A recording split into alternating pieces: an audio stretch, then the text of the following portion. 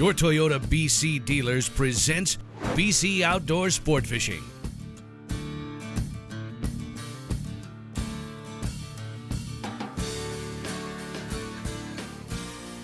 With your host, Mike Mitchell. BC Outdoor Sport Fishing is brought to you by Rapala, Kingfisher, Yamaha, and the Pacific Salmon Foundation.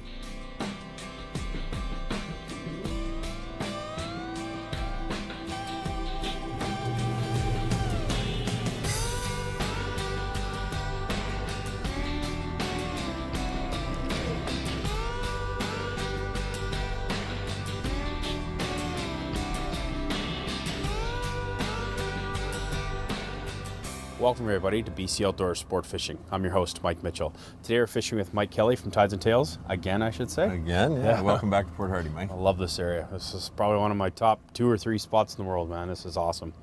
So, again, we're up Port Hardy. What are we going to be doing?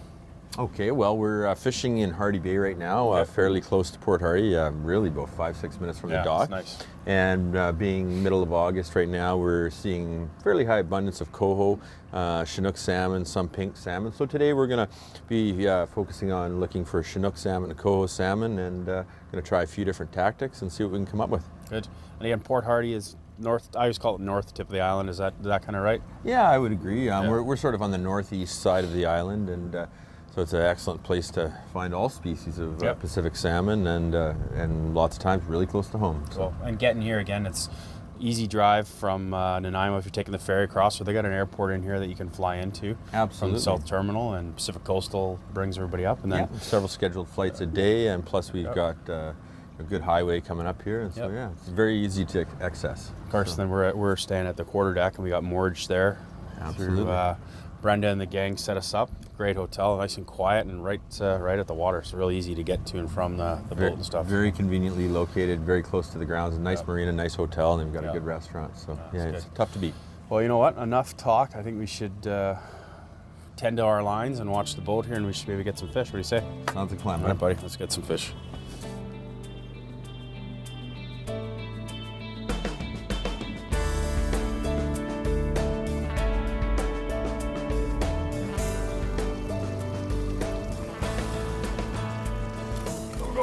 Yep, fish on. So what do you have here, Mike? We got a there we go. A coho. Guaranteed. Looks like a coho. And what are the regs in this area here, Mike? Well, right now it's hatchery coho only. Yeah. Well, actually, it's a small Chinook is what we have here. Beautiful. Yeah. We're gonna get this guy to the boat. We'll let him go though. Yeah, he looks like he's legal. It's a spunky looking fish. Nice purple color to it. Yeah. Oh, you gotta love that noise. Yes. Maybe I'll. The boat. You got the glove on there? I got the Normark glove on. Nice. Oh, let's see if we can't get him by the tail here. Oh, yeah, he's still got a bit of fire in him, Mike. Well, there's getting a little bath. There's my morning bath. Got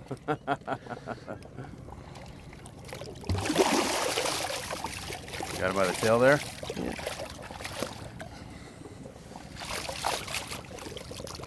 So there we go. There's a beautiful Port Hardy Chinook, a wild Chinook. You see it's still got its adipose fin. I'll grab pliers here, Mike. We can get that hook out of its mouth real quick here. Not a bad hook job. Those Gamakatsus, they're nice and sharp. There we go. Easy. No damage to that fish at all. Yeah. Beautiful. Beautiful. We need him to be bigger though. Yeah. Good start to the day though. Good start to the morning. So we're going to let this guy go. He would be legal, but we're going to let him go, let him grow, and practice some catch and release. Yeah. When you release a fish, you always want to gently rock them back and forth in the water. And wait till, oh, there he goes. Nice. Big kick. Go, Mike. Be a good one. That's going to be a Chinook. Come on, Chinook. Is he fighting back? That's a Chinook. Did you get that on, Mike? I got that on your lucky flash fly. Little flash fly there. Right on. Good keep bend to the rod. There, that's what we're looking for. Doesn't seem to want to give me any ground. So I'm assuming that we've got ourselves a good one. A decent Chinook on here. I sort of think we have a halibut on here, actually. Yeah. The way it's behaving, it's acting a little different And the leader's not very long on that, so we should. Oh, I see what it is. I think the line is wrapped around the top of the flasher, so it's giving it just a funny bounce. I've never seen the line act like that before.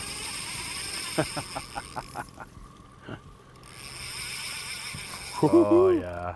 Yeah, that feels good. Oh, boy. How's it feel to fight a fish for change, Mike? Well, Since you were talking about it earlier a little bit. It's been a while, yeah. I net a lot of fish every year, but and set up and pass rods. I only get to reel in a few, and it's a pleasure when I do, that's for sure. Yeah. But we've had probably one of the best Chinook salmon fishing seasons I've seen. And that's what I'm hearing up and down the coast, though, you know? Like, that seems to be the way. And the size and the sheer numbers of fish are there. Absolutely. This is just, it's been great, right? It's been spectacular, and yeah, but it certainly is what we need. And we weren't expecting a year like we've had, but I mean, it's by far the best Chinook salmon fishing season I've ever seen. Yeah. It's unheard of, really, and nice fish too. You know, a lot of those fish are well over the 20-pound mark, and so it's been fun. How's it feel? Oh, this is a good fish. Yeah. I like to see this. You got a little smile on your face. Absolutely, yeah. Your mouth a little dry because you're a little nervous. Well, the pressure's on, right? I want to get another look at this fish. The water clarity is not the best today. It's a little bit turbid, sort of darker in color. Yeah. And so I had one look at it there, and it looks like the fish is well over 20. Yeah. But it might even be a little bit bigger than that from the way he's behaving. Yeah, we'll see. And again, if we want to let him go, we'll get him in the net. This mesh is nice and soft. We can make a call on the fish once we get him close. No.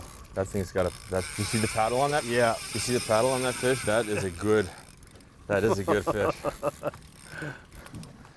That's a fish. That's very fish, yeah. He just does not want to budge. No, he's not ready yet. Oh, nice. Mike. Oh, that is a good one.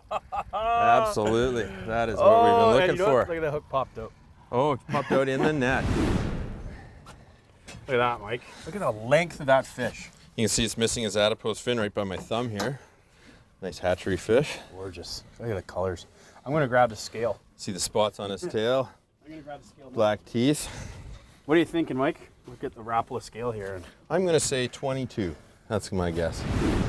You ready?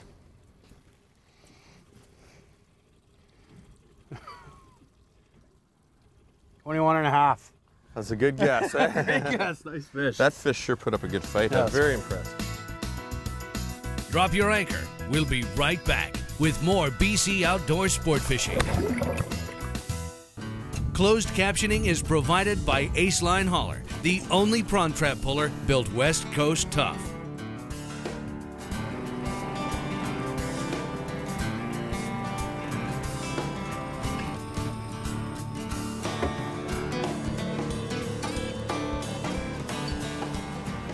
There we go, Mike. What do you got on there, Mike? I don't know.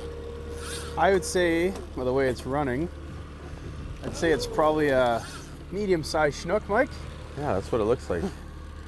We started the day out a little closer home, made a little bit of a run. Oh, there he is back there.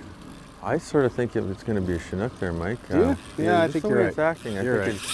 There we go. Oh yeah, that is a Chinook. There we go. Yeah, no, it sounds like a good fish. Running at the boat here. Slowly. Hold it out. There we go. You know, from time to time, what I will do is give the boat a little gas too. You know, and it works. That's important too. The angler and guy running the boat operator is the communication, right? Give me gas, back it off, reverse, whatever, right? Absolutely. So now I'm turning the boat a little bit to the port to try to work the fish out to Mike's side, and when we get things under control here, we'll try to land it on his side of the boat. I hate when that flasher comes out. I'm going to give you a little gas there, Mike? Or? No, I'm good. No, I'm good. It's like he's coming at the boat. He's just swimming with me right now. He's not really... Got that brand new glow, black with glow flasher on here. A teaser head, an anchovy. Bang. First tack. Hey? First tack. So what depth were you fishing when you got that hit there, Mike? Went down to my son's hockey number, 44. Oh, excellent. Oh, yeah. Oh, yeah, that looks like a good Chinook. That looks like a beauty.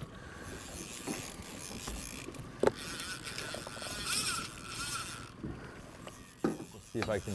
This head shakes, eh? Yeah, It's good there we fish. go. Beautiful That is a good fish. Beautiful fish. I don't know if he's ready yet, but I'll try and get his head up here, Mike, and he's coming right there. Okay. Oh, he's gonna go for one more run. Oh, and he's in the bag. Nice job. Excellent. Beauty. Oh, that's a nice looking Chinook. Let's have a look at this guy. Have a look at him in the net. That's a nice looking Chinook. I'm thinking he's in the Nice. 20-pound range. Let's have a look at this guy. Yeah, let's bring him up and have a look. Oh yeah. Yeah, I think I'm gonna take this guy.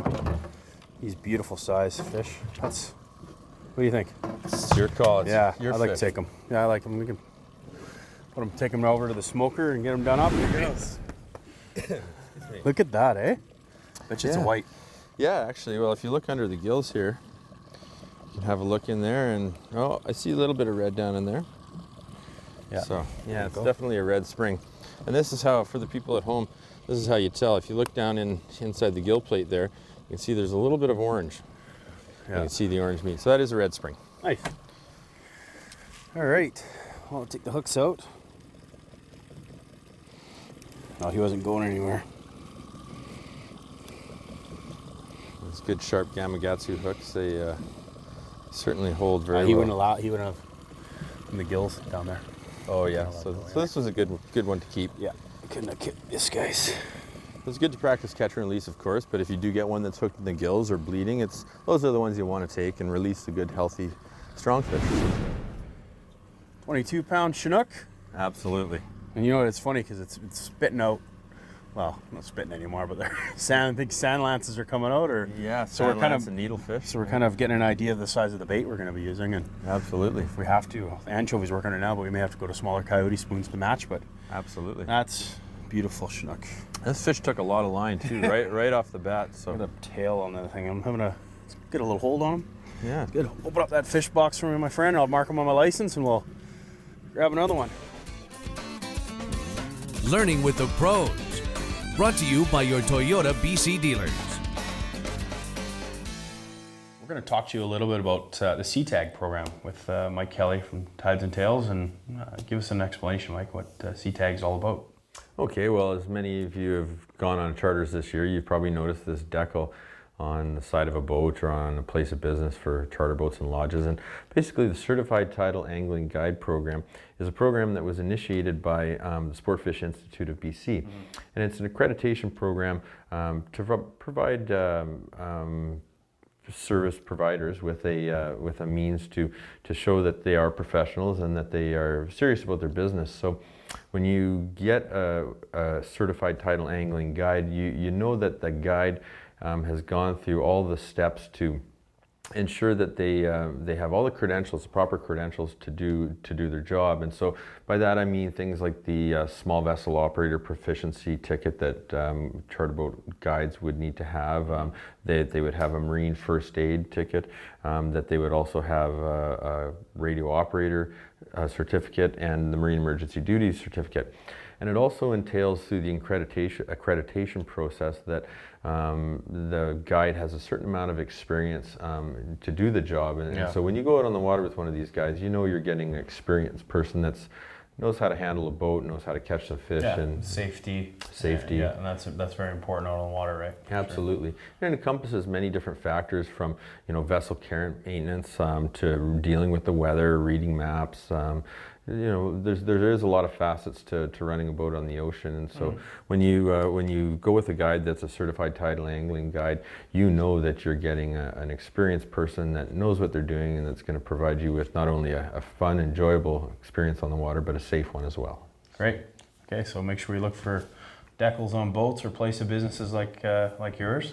Absolutely. And anybody you're thinking about using, make sure they have that certificate. Yeah, and for any guides or lodges that are interested in becoming certified tidal angling guides, you can do so by visiting the website for the Sportfish Institute of BC. Okay.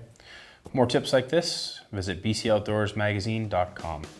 Do you guide or have a lodge that would like to host BC Outdoor Sport Fishing? Drop us a line at info@mountainviewproductions.ca.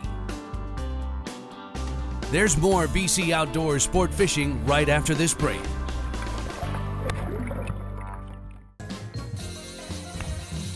Let's get back on the water with BC Outdoor Sport Fishing.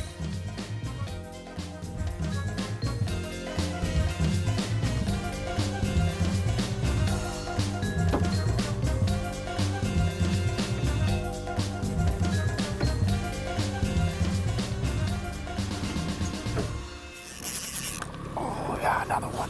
Sweet. What do you got there, Mike? I think we got. This has been unbelievable. This is the fourth Chinook we've had on since we got here. It's been 45 minutes, and they've all been on this black glow flasher with the purple chrome and black purple teaser. chrome teaser head, like a purple Reese Davis teaser head, all in anchovies, all kind of right down in here. Reason. Oh yeah.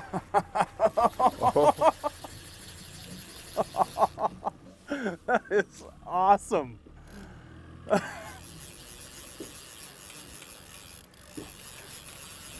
We've had an absolute. You've got neutral here now. Yeah, we've had an absolute fantastic Oh yeah, couple nice, of days of nice, fishing up here, Mike. Nice teenager, absolutely. Should we try to tail this guy? Yeah, I think it'd be great. He's a good candidate. Yeah. Yeah. Oh, it's crystal clear water down here too. We've had some absolutely unreal coho fishing, even though we're not trying to catch it. We've caught double-digit coho in the last 2 days. This is probably getting close to the 10th Chinook we've hooked in 2 days. I would we think got so. some smaller ones yesterday. I'm gonna give you some slack. Yeah. Oh, that's a good fish. Just gorgeous colors. I'm gonna stand back here. He's been eating lots, eh? He's been putting on weight. Putting on weight, there's no doubt about it. Yeah, great. Let's get him in the very water. Nice. Yeah, Let's let he's him go. another good candidate for release. With releasing a nice fish like this, you just be patient and keep rocking it back and forth in the water and try to keep it somewhat level and just rock it and gently wash water past its gills, and there it goes. Nice kick and swim away. Nice job. Straight down to eat some more needlefish. And now, here are all the secrets of our tackle and gear. Hello folks, we're going to share with you the gear that we've been using on today's episode. As you can see, normally we do this either on the back of the boat or somewhere near the marina, but if you can see in the background, it's absolutely pouring rain, so we decided to come on out of the rain a little bit, Mike? Yeah, it's a little nicer. So anyway, so we started out today, we were using, of course, the classic moochers. We're targeting salmon, so these rods really stand up nice. This is the light medium action, 10'6", again by Rapala. Paired it up with the NC1 North Coast mooching reel and put some line on it. So we had some Suffolk's 25-pound elite test that we used on today. And then Mike, you kind of went through the boat, the Kingfisher there, and picked out some of the hardware and stuff to use, so you can share that with us. Sure. So we started off, we were using the new Coyote Black Glow and Glow flasher, which seemed to work quite well for us. We're using the Reese Davies teaser head in purple, black, and chrome. And these are the anchovy special and the bullet roll. We use both varieties. Yeah. And we found certain times of the day one would seem to produce more hits than the other. And the bullet roll head that we were using was in a glow pattern, a glow green pattern. And of course, we tie all our leaders with Suffolk's fluorocarbon Elite, and we're using it 30 and 40 pound test, and we're also using Gamakatsu hooks, of course.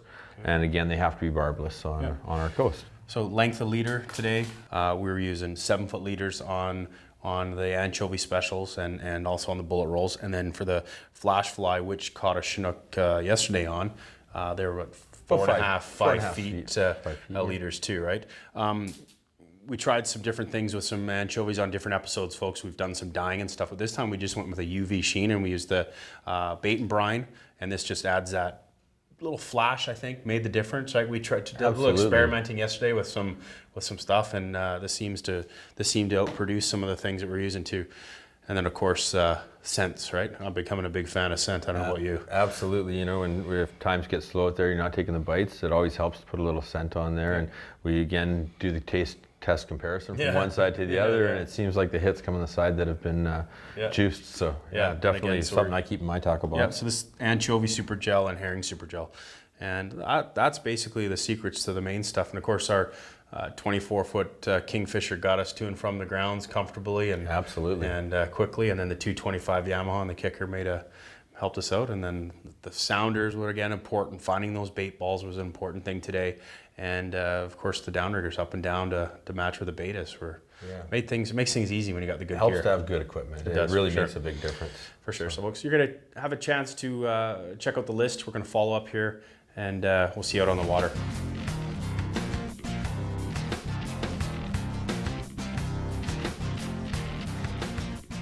All tackle and gear is available at Steveston Marine and Hardware.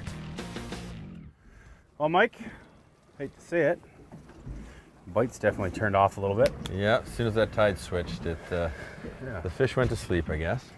We got about an hour run back, and unfortunately, as much as I'd love to stay out here and fish all day, we got to catch a ferry soon too. Got a ways to go. Yeah, it's been a blast, man. We caught and experienced so much up here, and this is, again, why I love coming up to this area, because there's just, you never know what's going to happen. Absolutely, yeah. Put the gear in the water, could be anything could come up on the line. So. That's right. Yeah, it's been great. And you know what? The one thing we learned today was honestly was playing the tide. That was it, right? We got to this spot a little bit later than most people, but unfortunately, you know, from the other boats that are around, we were the only ones catching Chinook, and we ended up with 5 on. I think 5 on, 4 released. Absolutely, yeah. So I mean, the thing we learned is playing that tide right? Absolutely. And once the tide switch was done. And we noticed too that before the tide changed, we were getting bites, but they were short bites, and we weren't hooking up, but we were definitely getting bit. As soon as we got to that tide change, they started, you know, eating the bait a little bit more rather than just hitting it. So the tide change definitely very important. So. That was lots of fun. Absolutely. Thanks for having us. Pleasure again. Good to see you. Great. And thank you, folks, for joining us on BC Outdoors. We look forward to having you join us again in a future episode. Stay tuned to the end with the credits. We'll answer some of your questions that were sent in via Facebook and Twitter. Your Toyota BC dealers proudly present BC Outdoor Sport Fishing, made possible by Rapala, crafted from experience. Yamaha, what kind of Yamaha are you? Kingfisher, fish the good times. The Pacific Salmon Foundation, bringing them back stream by stream. Port Boathouse, our official servicing dealership, along with... Okay, we got a question from Miguel C. And Miguel's question is, the majority of salmon that are caught in Port Hardy, is there a way to tell where they're from? Well, you would, if you caught a hatchery fish and submitted the head, of course, you would receive some information back that would tell you where that fish came from. But the interesting thing about Port Hardy is that being located on the top end of Vancouver Island, I mean, you theoretically could catch a fish that originated in Washington, Oregon, or California. It could be a Fraser River fish, a Campbell River fish, it could be a local fish. The best part about Port Hardy is you get a mixture of all these different runs. It's a great place to fish. Cool. Thanks for the question, Miguel. And folks, make sure you send in your questions via Facebook and Twitter, and we'll be sure to answer them on a future episode.